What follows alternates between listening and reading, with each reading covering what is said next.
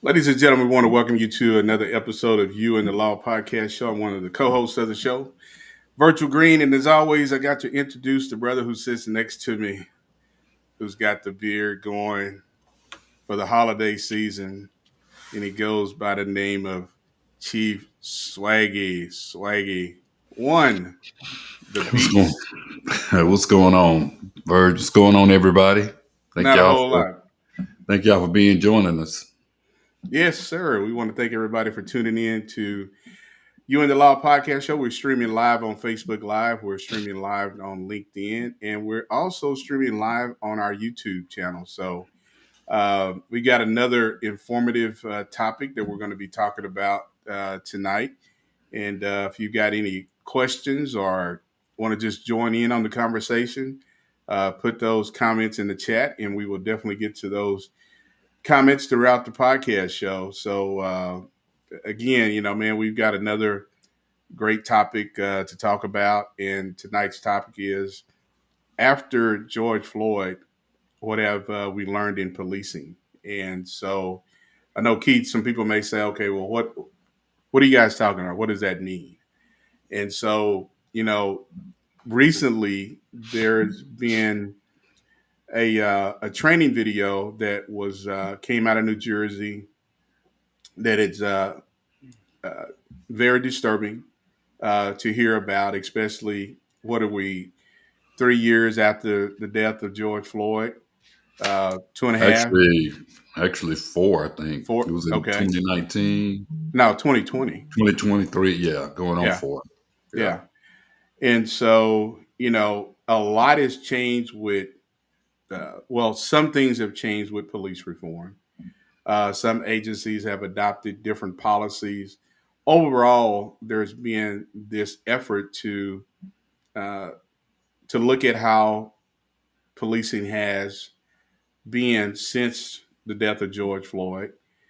And what's disturbing about this video that we're going to show here in just a few minutes is the fact that even 3.5 years later, we still have these types of incidents that are happening throughout uh, policing when it comes to training. And, Keith, everybody went back and they talked about what does police need more? Hmm. And everybody said pretty much training. And this here is goes to show you that when you do go to some of these trainings, uh, people can kind of teach what they want to teach, uh, and to hear that these individuals, you know, these instructors were using racial slurs, they were degrading women, they were encouraging police violence. Just a number of things, Keith, that really was like, you can't believe it, but it's the culture of policing. And how do you change something that we've talked about so much on our podcast is that how do you change the culture of policing?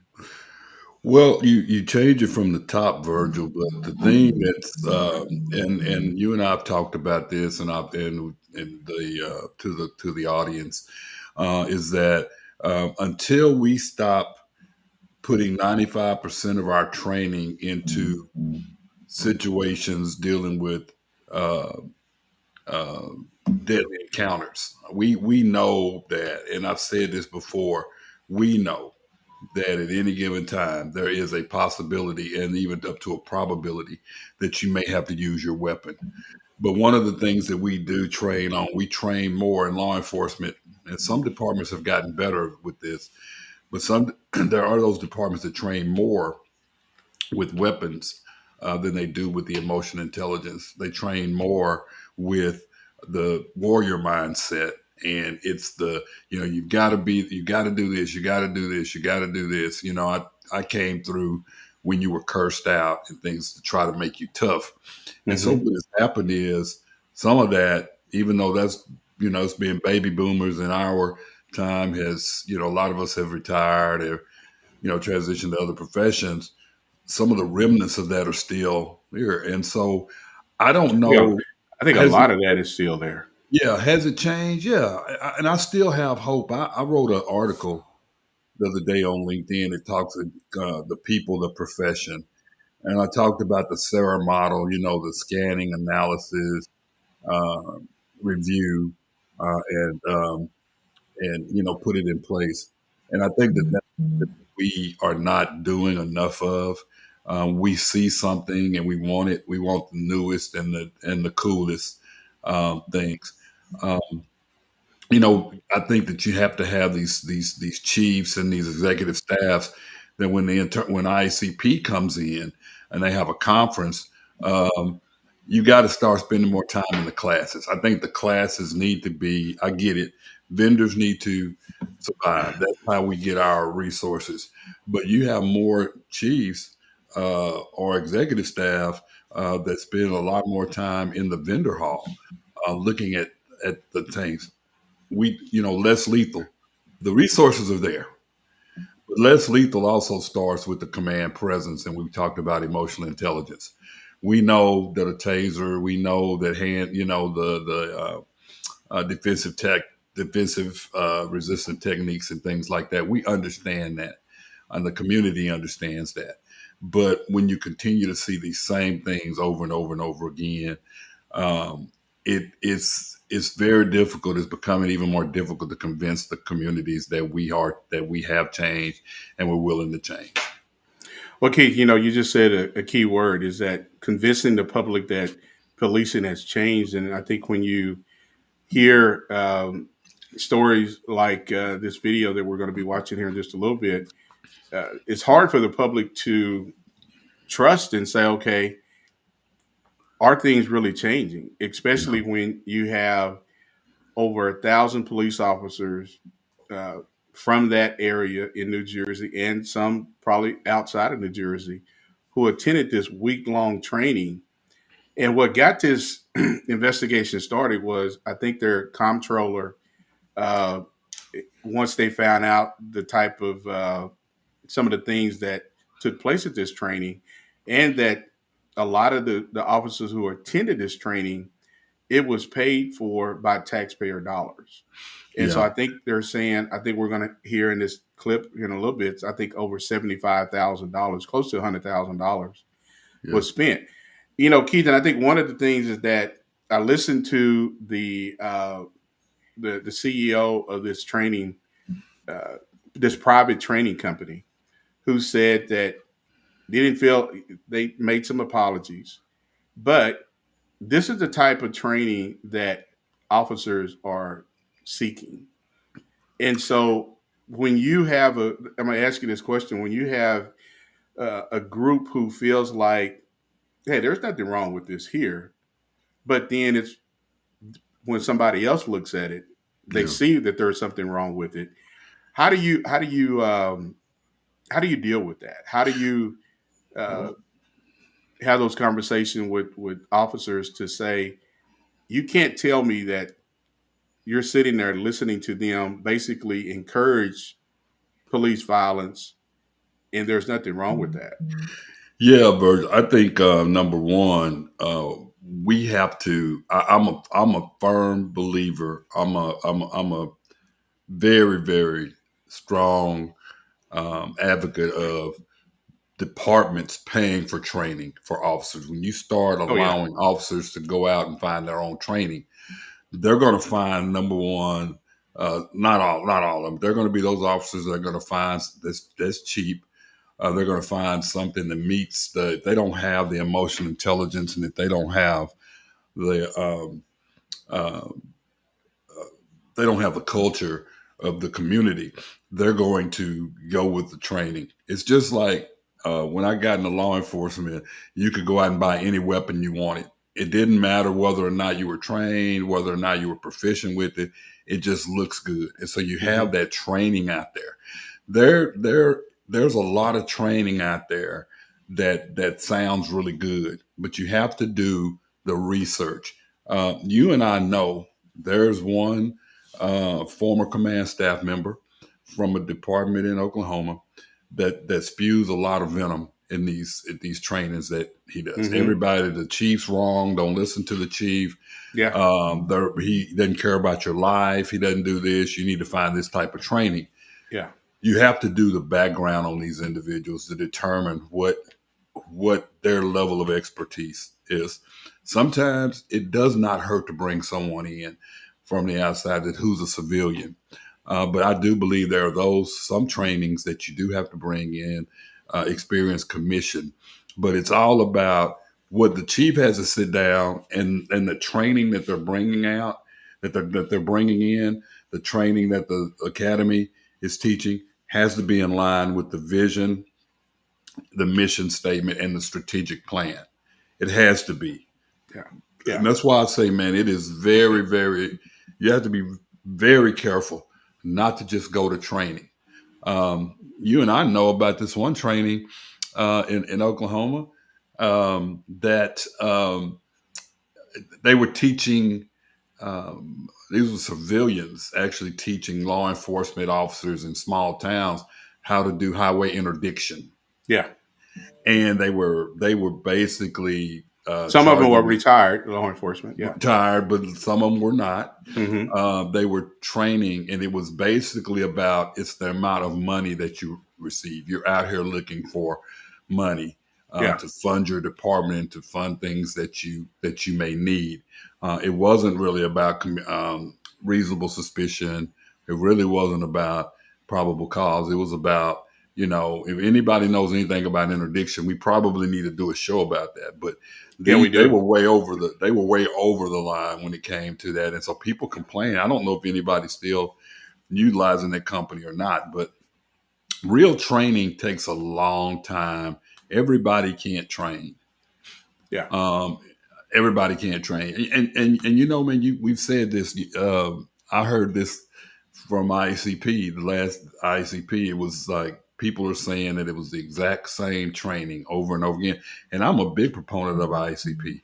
Yeah. But the training was not anything that was anything had some that substance. Had substance. There were some classes, but I believe that you've gotta, I just think sometimes it's a brother-in-law type situation where you bring someone in because you owe them a favor, you know them or whatever. But I'll get off my high horse on that.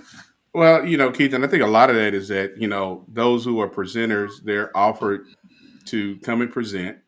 Their expenses are paid for. They're able to. Some of depends they on, say they're not, but yeah. But then also it gives them an opportunity to reach an audience that they would normally not reach. And so, I think, again, the topic of the show is, after George Floyd, what have we learned in policing when it comes to training? And especially when so much conversation has been around, legislation to pass certain police reform bills, which haven't happened. And again, I think, this is a culture who is very resistant to change and resistance to changing the type of training that officers get. And when you talk about, just kind of go back to the ICP, you're right. When you go there, you kind of see some of the same training. You may have seen this in San Diego. You may see this in, Florida or wherever the next conference is at. Nobody is really talking about things that are controversial, that's going to get the conversation started about what we really need to do, because that's not what they're going to say. That's not what our members want to come to the conference to hear. But again, when you are one of the leading police associations in the country, you need to be able to have these type of seminars, or breakout sessions, or whatever you want to call them, workshops, to have these conversations about what's good and what's bad. You know what, Virgil? I'll tell you. That's why it's important for. Go ahead. And also to bring in people who maybe not look like the whole body of the membership, because oftentimes, again, it's interesting to see when you go to some of these classes, who the instructors are and how many people are in those classrooms versus when you go to another class, it's full. And I'll tell you this also, Virgil. One of the things that we've got to take out of law enforcement, we've got to take the politics out of law enforcement. Now, I do believe, when I say that, I do believe there is a need for the DOJ. But I do believe that we've got to stop, political decisions are being made about police departments have to stop. We have to start listening to our community. All our communities want is a voice. I think they understand. I think if you have a chief executive officer, mayor, city manager that can articulate why this is going on and why we're using this technique and why we're not using that technique, what this really means. But I think, and I'll say this again, Virgil, it really, your training staff at your department will make you, your recruiting and your training staff will make you or break you. Yeah. I was reading something the other day, and I don't know if that was in New Jersey or whatever, where 50% of the academy left, like just weeks before graduation. Yeah. 50% of the cadets walked out of the academy. There has to be something there. So we can't say it's the money, because I think I sent you something earlier today about what's going on in the Dallas area. Yeah. What's going on throughout the state as far as the salaries and things. So it can't be that. The training facilities that these police departments have are amazing. Even the regional training centers. The state boards are regulating. So I don't point my finger. I can't point my finger at those three. I point my finger at the leadership when it comes to not, addressing this. I mean, who did not know? And I guarantee you, one of the things that we don't do enough of is if we're looking at bringing someone in. That's why you got to be really, really, really, really careful when you go to conferences, ICP, Noble, other conferences. You have to do your homework on someone that you're going to bring in to teach your class. Yeah. Is this person, teacher at your department? Is this person a good fit? What's this person's background? I'll tell you something that's interesting. We had a photojournalist contact us about doing a series on Little Rock Police Department, and very, I don't want to say renowned, but had, and so when you start, we had talked about it. I brought the command staff in. The command staff had done research on this person and realized that this person had been arrested for perjury, had gone to trial for perjury, had also had some other unethical issues going on. They weren't police, but they were civilian. Just imagine if we would have not done that homework and we would have allowed them to do this, what reputation we would have had. And so you have to do that. So to the audience, I'm telling you right now, the laws are in place, the policies are in place, the equipment's in place. I goes back to what we had Randy on the other day, and we talked about emotional intelligence. Yeah. A lack of. Yeah, exactly. Like Keith, I want to remind those who are just now tuning into the podcast that tonight's topic is after George Floyd, what have we learned in policing and training? And I've got a clip I want to show, bring on and show. And I want to let everyone know there's a lot of video clips out there on YouTube about this here. But the language is that bad to where I couldn't put it on our podcast.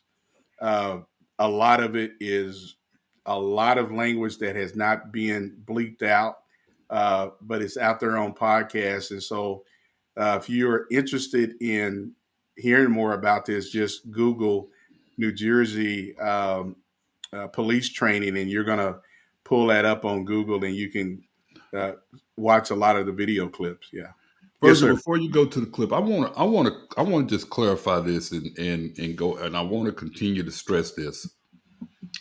This by no means, when we see these type of incidents or we hear of these type of incidents, This by no means reflects the attitude or the actions of 99% of the law enforcement officers and police departments in the nation.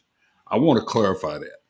I wish there was some way that we could separate so that people could actually see, because I can't speak for, there's 18,000 police departments in the nation. I can't speak for all 18,000. But I do know that there are at least, I'm going to say 95% of these organizations that have strong leaders, that have policies in place, they don't tolerate this stuff. They have learned, they continue to learn. They have said that they have done some things. So please, to the audience, do not roll all of law enforcement up into this one ball with these type of incidents, because it's just not happening. It's not. Yeah. And so I just I have to clarify that, because you get these answers, well, police this, not all police. Yeah. And then, Virgil, just one other thing. What we also find out is that the individuals who say they don't like police, they've never come in contact with police. They're basing it on third-party information. And I get it. I mean, the horrendous stories that we hear. But I just ask people to give police departments and law enforcement, base your opinion on your personal opinion or encounter. And then, so I just wanted to get that out there. So it doesn't seem like we're saying this and the audience takes it as we're saying every organization is like this. Yeah, exactly. All right. Well, hey, Keith, we want to show this news clip related to an incident that took place in New Jersey. It's related to training, and it really kind of is a part of the topic that we're talking about tonight, is that after George Floyd, what have we learned in policing? So we'll talk about this on the other side of this video clip. Thousands of taxpayer dollars paid for problematic police training in New Jersey. That's according to a new report from the state controller's office. It says a training for officers from around the country included unconstitutional police practices, glorified violence, and encouraged insubordination. CBS 2's Ali Bauman has the details. Glorifying violence. I love fighting. I love shooting. Disparaging women and minorities. I watched this car come off the highway, and I the out of the female driver. She doesn't want me back though. Run from me. And laughing in the face of state law. Somewhere along the chase becomes. This is just some of what the New Jersey State Comptroller found from one private police training conference in 2021 that nearly 1,000 officers attended, including 240 from New Jersey. One course that cost New Jersey taxpayers at least $75,000. Instructors taught unconstitutional policing practices. Taxpayers paid for a training that normalized discriminatory and harassing behavior by public servants. The private company behind this is called Street Cop Training, which the comptroller says has received at least $320,000 from various New Jersey agencies since 2019. It's led by a former Middlesex County officer. Right? I'd get pepper spray.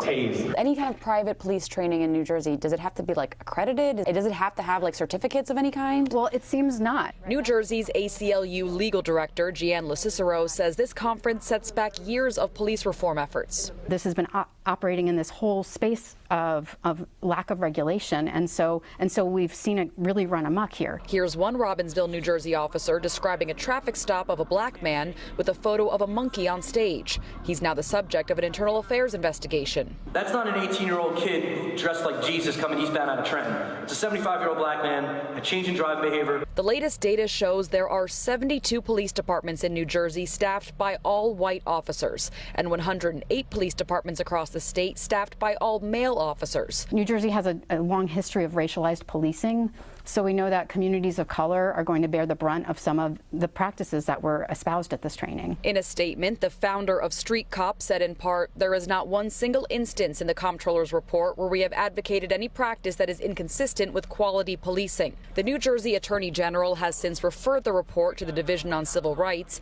and told state police to no longer attend. In New Jersey, Ali Bauman, CBS 2 News. We did reach out to the other departments who had officers attending or training, including the Bergen County Prosecutor's Office, who said, quote, they are aware of the report and allegations, which they take very seriously. So, Yeah, go ahead. let me tell you how that probably happened. Mm-hmm. Somebody heard one of these persons teach somewhere and told somebody in training, and they thought it was cool. Yeah. It's that, and I guarantee you, somewhere in that training, Virgil, there was a knock on the guardian mindset.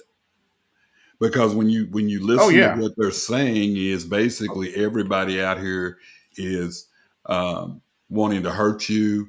When you start using ethnic groups, minorities, women for the brunt of jokes in scenarios and things like that. I'm telling you, in my early career, I went through training like that, where everyone who was everyone who was a minority was considered a bad guy in every scenario that you went through. And so that does heighten your awareness, because you go to certain places based on socioeconomic, based on culture. It could cause you to look at people a certain way.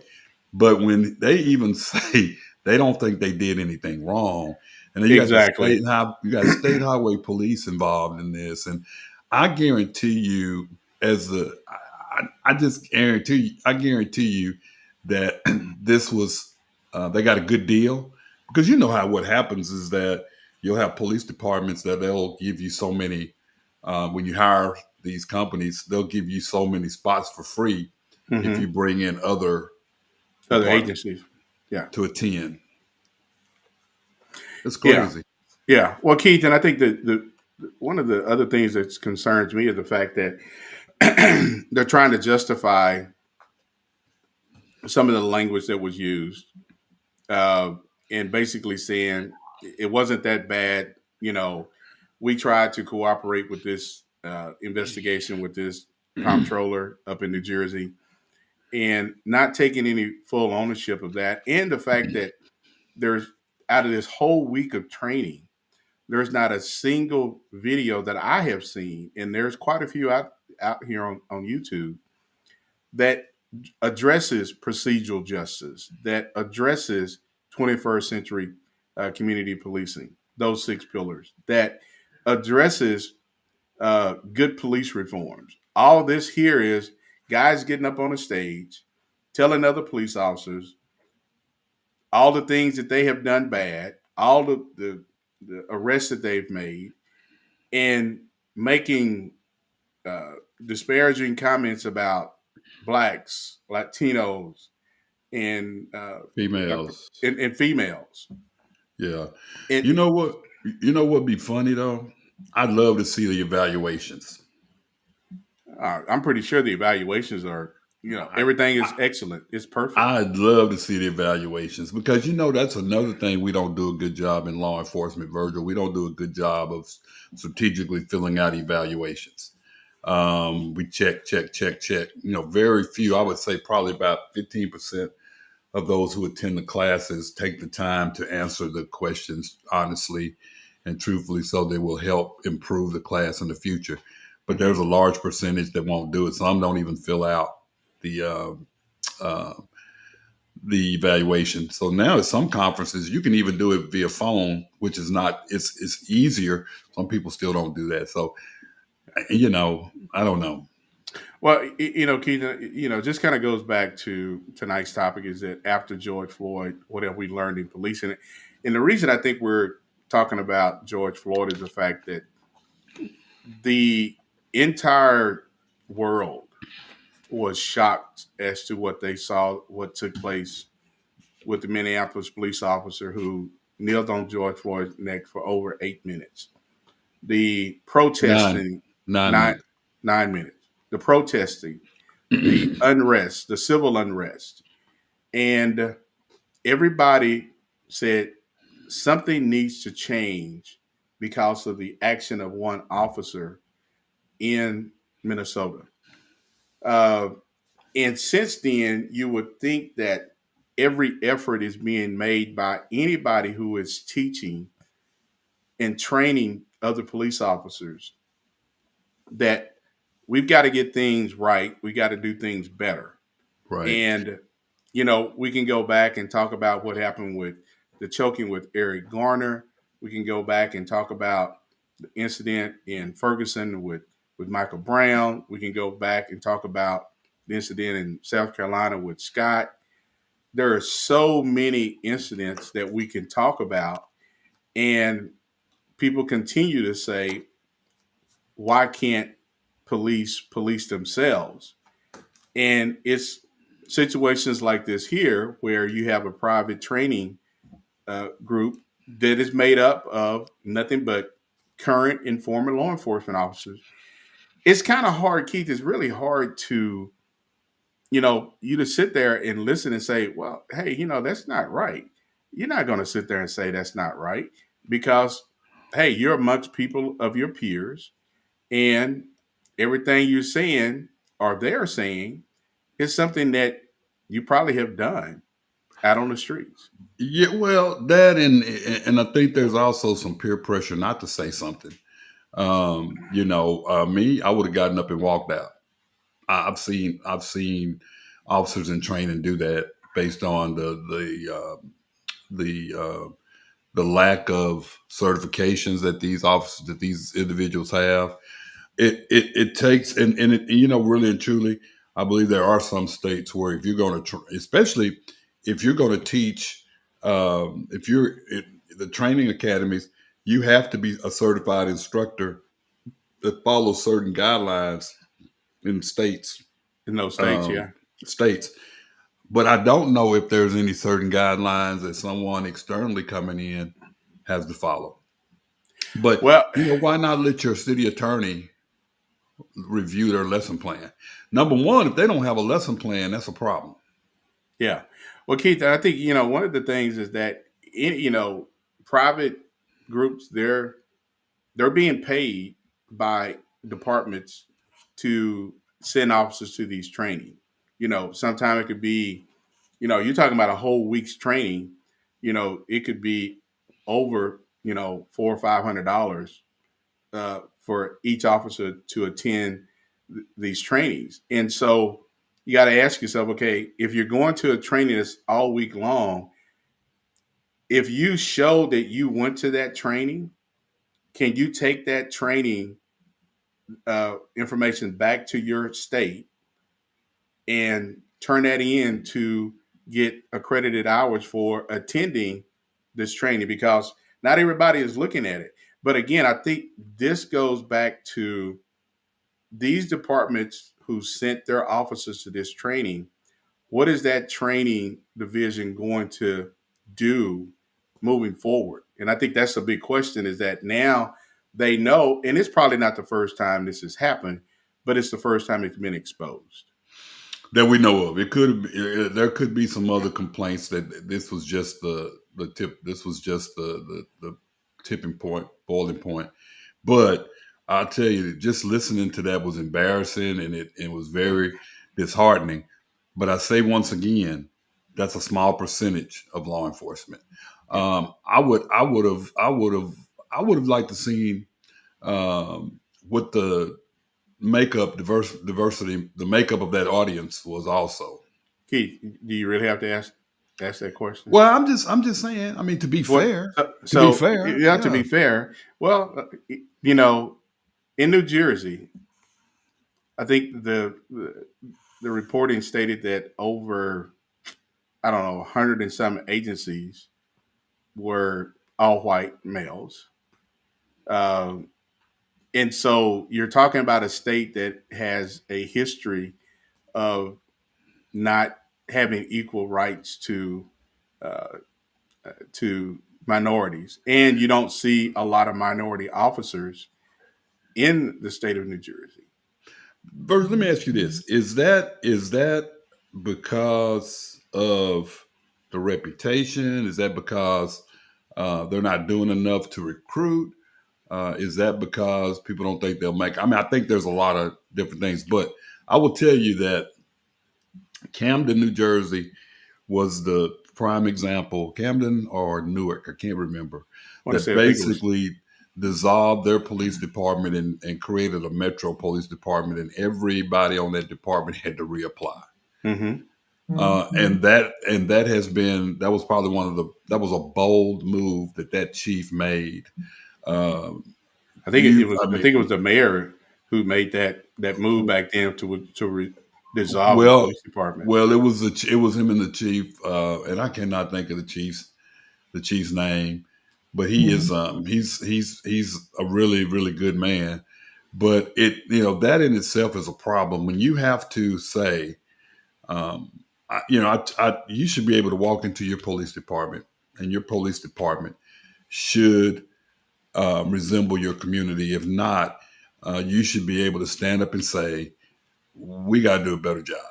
I'll tell you one thing. I'm really proud of the Dallas area departments is that they are going out into different areas where there are large minority populations, and they're recruiting. They are. You're starting to see police chiefs say, we need to hire more minorities. We need our communities to look like, we need our department to look like our communities. And hats off to those chiefs who are doing that. Well, Keith, and I think this kind of goes back to the recruiting. You asked the question about why don't you see a lot of different minorities in New Jersey? A lot of it has to do with recruiting and the fact that they're not getting out to surrounding states to recruit. They're not getting down to Florida. They're not getting down to Texas. They're not getting down to states where there is predominantly a bigger population of minorities to recruit. And that's is one of the reasons why we continue to see some of the things that we have seen in policing is because you have agencies who historically have been an all-white male police department. And so we're just having a difficult time getting people to want to do this job for whatever. Keith, I think a lot of that has, I think two things.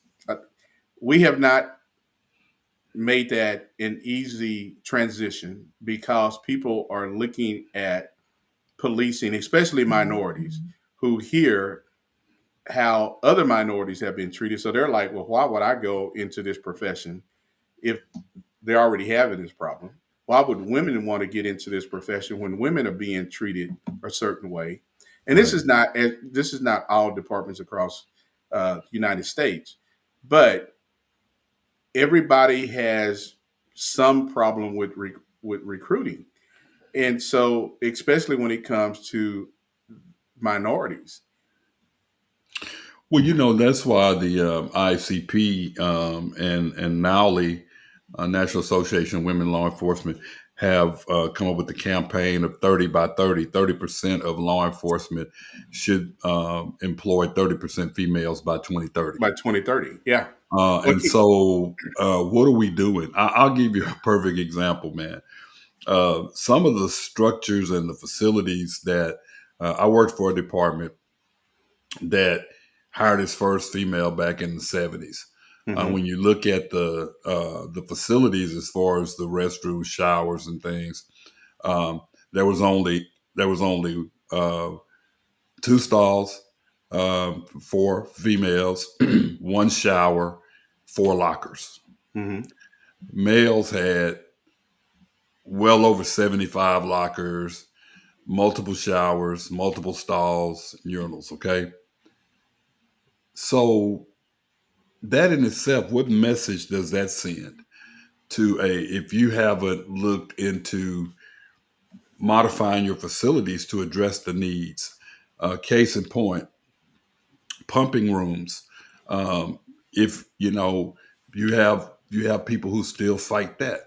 And so when you don't realize what's going on nationally, what's going on federally, and the fact that female officers are moms, female officers should have the same room and facilities as far as the number of showers, the number of lockers.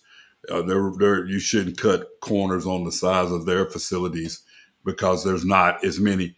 So until we start doing that and realizing and going back and reevaluating what we have done and what we continue to do, it is going to be difficult. And I don't understand that. I don't understand why that's not a priority. It's just like for a long time you had policemen on your badges, and now it's officer.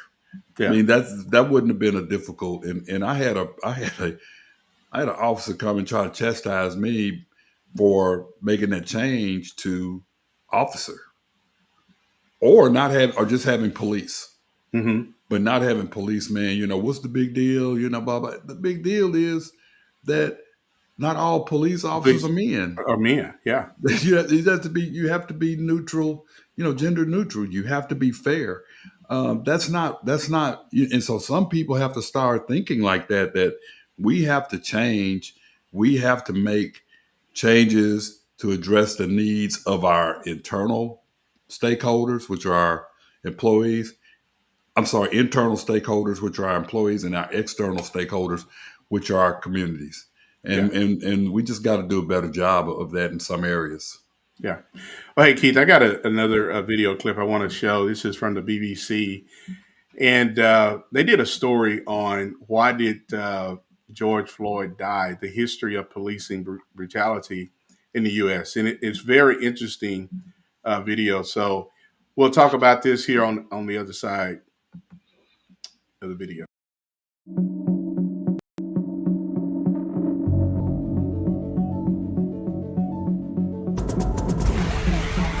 The same scenes, decades apart. Protests, fury, anger, hurt spilling out across America and around the world. The cause, racism, police brutality, inequality. George Floyd was a 46-year-old father who was stopped by police in Minneapolis on the 25th of May. Suspected of using fake money to pay for cigarettes. A white police officer was seen kneeling on Mr. Floyd's neck as he was pinned to the ground. He repeatedly cried, "I can't breathe." He was held down for 8 minutes and 46 seconds. After 6 minutes, he stopped moving.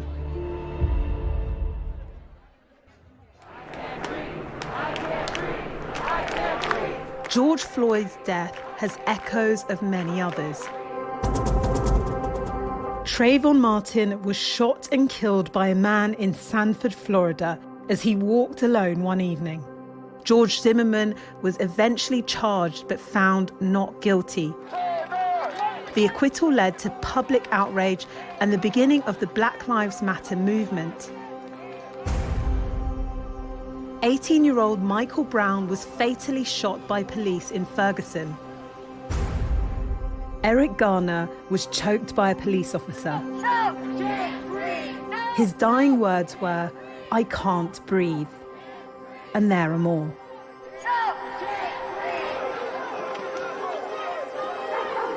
America has a long, painful history of racism and segregation.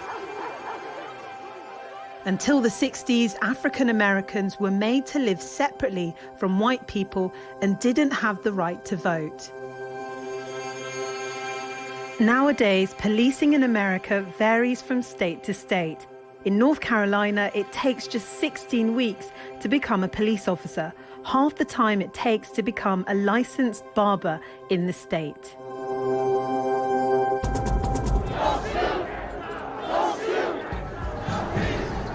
Racism and inadequate training in a country awash with guns are a toxic mix. But in America now, the fight for justice, liberty, and equality has spread across the world and has become everyone's.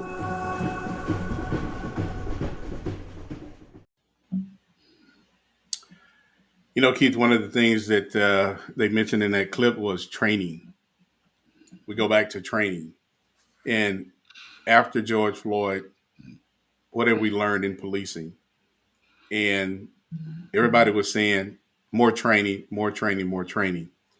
And what we've been talking about tonight is a disturbing training that took place up in New Jersey, where I want to say close to 1,000 officers from around the country attended. And it kind of goes back to this clip that we just showed, is that the painful history of policing in America is not good. And while some things have changed, I have to say overall, there's still a big problem in policing. And, I want to, I don't know, will there ever be a time where incidents like what took place in New Jersey won't happen? Will there be incidents where unarmed black men or black women won't be killed by a police officer? And people won't go back and say, well, you got to go back and talk about the training. I think that I have seen some improvement. I can tell you all the time, I'm a optimist, but I'm a realist. I do believe that some good things came out of 21st century policing. I do believe some amazing things came out of emotional intelligence training, but you can't fix a person's soul. You can't fix a person's mind. When someone just clicks, whether they just click because of what's going on personally with them, or they've done this before and they forget. I mean, how do you forget you've got a camera on? How do you forget? I mean, how do you not listen or not take heed when someone's telling you they can't breathe? Those are the things that I don't think you can train someone's soul and someone's heart and someone's mind. I think they have to have those qualities in order to be a good police officer. But when you don't, you get into the process, you get into the profession for the wrong reasons. Mm-hmm. And you don't have either of those three, heart, soul, and mind, then you can't do this job right. And so how do we weed those individuals out? And I still don't know that until we can start reading, because psychological tests aren't the main, that's something that is not 100%. Yeah. Polygraphs, either polygraphs are going to be, how many people have gone through polygraph tests and been hired when it says inclusive. So it's fail, pass, or inconclusive. Many people have been hired based on inconclusive. That, so, I mean, I think that's the problem, Virgil. Yeah. Well, Keith, in that clip, it showed, I want to say, was it the state of North Carolina, where you only have to have 16 weeks of training to be a police officer, to be a certified police officer in the state of North Carolina, 16 weeks. You have to take more training to be a certified barber in that state than you do to be a police officer. And this is something that we've talked about on the podcast before. Just every state is different when it comes to the amount of hours, or if you have to have a college degree, or if you don't have to have a college degree. But it comes back to the training. And, even in states that have some pretty high standards, we have seen incidents where there have been situations of police brutality. There's been situations where officers have violated people's civil rights. So when we talk about training, Keith, and everybody says, hey, we've got some of the best training, you need to go to this training, you have to question that and ask yourself, is it really the training? And as you just stated, it's in the heart and in the soul of a person. But how do you find that out until something bad happens? So what's funny? Kathy's on the line, and Kathy can attest to this. I got so tired of getting fax messages from training center, trainings. They'll get your fax number, and next thing you're getting a flyer, and you'd be surprised how many people go, oh, this looks good, we ought to do this. And so I think there does need to be some standards on who can train police. there has to be some liability, because I can tell you right now, that company just opened themselves up to large liability, because if someone carries something out of that class and utilizes it, the first thing they're going to do is go and look at their training. Well, Keith, you bring up a good point, because one of the things that is going on during this investigation is that this is public information. So every police officer who attended that training, it's public information, because taxpayer dollars were used to pay for the training. Now, secondly, can you imagine where somebody can say, or some attorney out there will find out, well, hey, this officer or officers attended this training. Now we're going to go back and look at every arrest that they made and see if there's anything in there that can get a conviction overturned. And I think, again, Keith, this is going to be a big problem, not just in New Jersey, but could spread outside of New Jersey, where you're going to see some other backlashes from this. And it's all about people saying, well, this was some good training, and that's why we sent so many officers to it. But now we're finding out that good training is being questioned by a lot of state officials. And now even the New Jersey State Police have said, no, we're not sending our troopers to that type of training again. Did it say, and I'm sure it did, how they found out how this was exposed? It really, I think it was exposed by somebody saying, hey, you need to look into this training, because it was and they found out that taxpayer dollars were used to send these officers in the state of New Jersey. Yeah. They're not talking about those officers from outside of the state of New Jersey who attended this training. So I think that's kind of what triggered some of this investigation from this controller's office in New Jersey to open up an investigation. And apparently it sounds like this private group somewhat cooperated with this investigation. But Keith, I think, I don't want to, speak on this private group, but I think the main thing of it is that this private group has instructors who are current and former retired police officers. And so, again, they don't see anything wrong with it. And so can you imagine the people who you're out here stopping and pulling over people, and you've just heard, and I want to go back to something that, what was it, number 45? Yeah.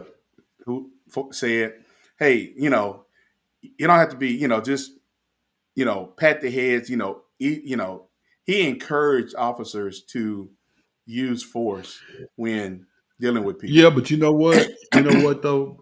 That was going on, although that was not the best thing, but it's been going on. But you have to be careful when you are in that type of position saying those type of things. Because I guarantee you, in that class that we looked at, that came up.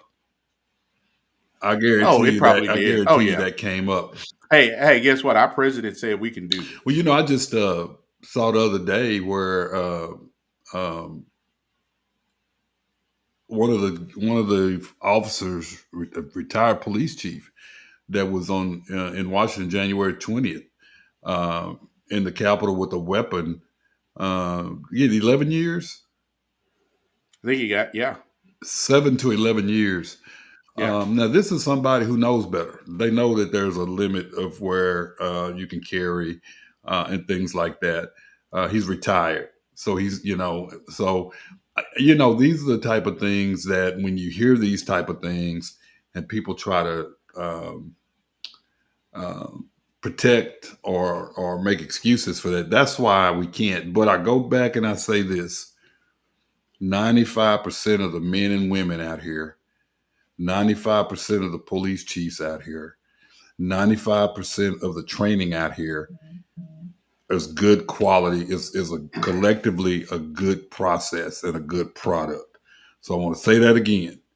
but it's that 5% that causes 95% of the problems that we face, and that makes communities believe that we don't care, that we are criminal, that we do target certain people. That 5%, that 5% of 100%.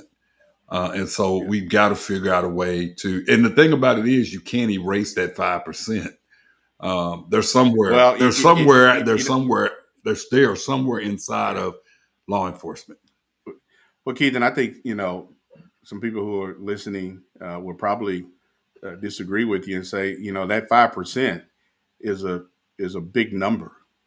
When you can talk about the 95% of good, but that 5%, it almost overshadows that 95%. 1% is too much. Good. Yeah. And because Virgil, I'm going to say this again. I don't think some people realize that 5% of those individuals carrying those guns and badges don't realize the authority and the power and the privileges I that think we they have. do. They do. Yeah, they do. And so they abuse it. And so I remember sitting on interview panels, and this one kid said he wanted to be a police officer because he wanted to go back to his class reunion and have his gun on his hip to show people that, hey, y'all, you guys, look at me now. I mean, this person actually said that and could not understand why he was not, he didn't move forward in the process. So, all eyes have to be in that process. All eyes have to be in the training process. And Vern, let me ask you this. Do you think that sometimes people stay in training so long, it becomes a routine? It does. It does. And they don't, because they surround themselves with other like-minded people who think like them. And so when the conversation that you and I are having tonight about, after George Floyd, what have we learned in policing when it comes to training? People are going to say, well, you guys don't know what you're talking about, because everybody over here, this is what they want to hear. This is what they want to see. And so, again, you kind of go back to something that you mentioned earlier in the podcast, is that you got people who still want to talk about that warrior type of policing versus the guardian type of policing. And the guardian type of policing that's just not what we need in policing. We need the warriors. Yeah. And that's not, that continues to get us, this profession, into the spotlight. And people will say, oh, well, the news media is glorifying this. This isn't that bad. Oh, it's bad.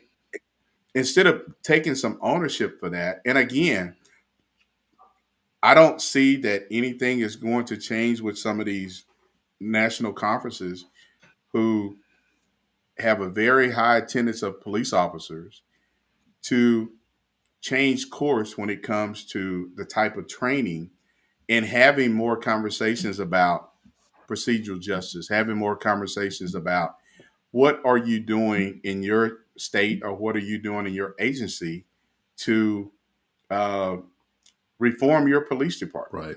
Reform is the key word. Yeah, it is. Well, hey, man, we're coming up on the last few minutes of the podcast or seconds of the podcast show, man. It's been another great informative topic. We definitely want to thank everybody who has tuned in and listened to tonight's topic. Keith, we got quite a few people who are watching and listening on LinkedIn, on our YouTube channel, our Facebook channel. So I think a lot of people, people will probably ask, why do you guys talk about these things? I think it's because a lot of people probably hadn't even heard of what took place in New Jersey. They have not, but I think it's people need to know what's going on in their communities. The citizens do, like, that was taxpayer money. But I do think also we have a responsibility to share with the audience that we still have hope, that everybody's not like that, that there are these processes in place to eliminate that type of stuff. Sometimes it just doesn't move fast enough. But I just truly believe that there is hope. I do. Yeah. Yeah. Well, hey, brother, we'll get together again next Thursday right here at 6 p.m. Central Standard Time, streaming live on Facebook Live and LinkedIn Live. And, then after that, we've got, man, we're not too far from Christmas. You're not. So, no, man, I think, 11 days. So, again. Yeah, 11 days. Yeah. So, we're definitely going to be coming back next Thursday with another informative topic to talk about.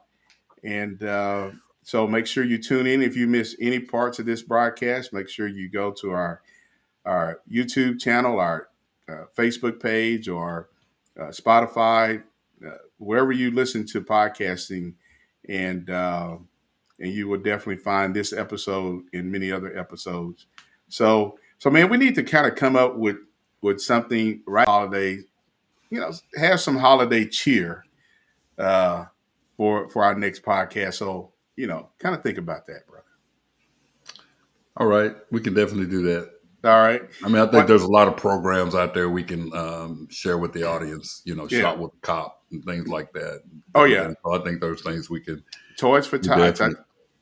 Yeah, I mean, there's a lot of stuff out there. So, yeah, absolutely. Yeah. Well, I have to say, man, the agency where I am up here in the Minneapolis Twin Cities area, we just did a Toys for Tots event last Friday, and man, we had over 27 agencies, over 50 police units, over 100 personnel who came to our department, who brought thousands and thousands of gifts to the local KARE 11 TV station in Golden Valley. And it was amazing to see, and this has been going on, Keith, for 28 years. This was the 28th year that this agency has hosted that. And so a lot of kids out there will have a good Christmas because of the kindness of communities and police officers coming together to bring those toys. And this Friday, actually tomorrow, we've got Shot with the Cop. So it's just that time of the year to give back to our communities. Okay. Well, when you do Shop with the Cop tomorrow, see if they can find you a personality and a sense of humor. Me, a personality, yeah, and a sense of humor.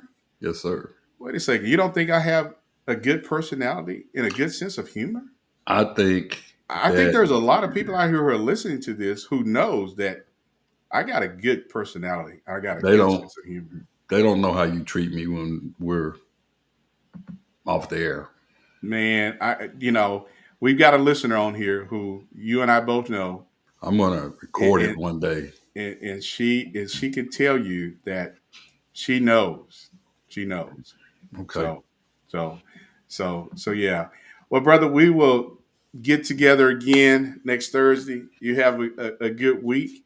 And everybody, we appreciate you for tuning in to our podcast. And we got one other little chat in here. I want to get up and somebody says Kleenex, please. So